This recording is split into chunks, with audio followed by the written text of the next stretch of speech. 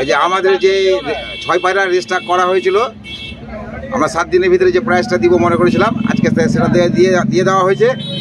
আমাদের 17 জন নাম দিয়েছে, 1600 টাকা করে, 25,200 টাকা, 27,200 টাকা। হ্যাঁ, 27,200 টাকা। তার ভিতরে আমরা 4,000 টাকা কেটেছি যে প্রাইজের জন্য আর খরচার জন্য, 3,000 টাকা কাপের জন্য, আর 1,000 টাকা আমাদের কমিটি খরচার জন্য। মোট 23,000 টাকা, 23,200 টাকার প্রাইজ আমরা দিয়ে দেবো আজকেই, আর এখনই। এটা ভিডিও করো।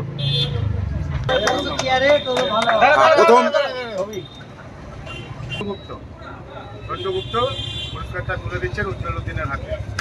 প্রথম প্রাইজ। এবার আমি উজ্জ্বলদাকে বলবো প্রাইজের 1 সপ্তাহের মধ্যে টাকাটা দিয়ে দেওয়া হবে, সেই টাকাটা আমি বুঝিয়ে পেলাম। এই জন্য মালদার পিজিন অ্যাসোসিয়েশন আমার জন্য 7 পায়রা প্রতিযোগিতায় দ্বিতীয় স্থানে ছিলেন মুন্না চৌধুরী। মুন্না চৌধুরীকে পুরস্কারটি তুলে দেবেন পিয়াজমোড় পিজিন অ্যাসোসিয়েশনের প্রেসিডেন্ট সন্টু গুপ্ত।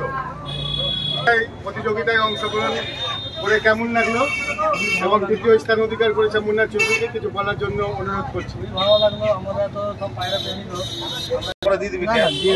এই যে আমাদের ইংলিশ বাজার পিজন অ্যাসোসিয়েশনের পক্ষ থেকে আমাদের কলোনি থেকে গোপাল 7 পায়রা রেসে যে রঞ্জনকে থার্ড প্রাইজ দিয়ে দেওয়া হচ্ছে। কর্মকার, এই রঞ্জন কর্মকারকে পিয়াজমোড়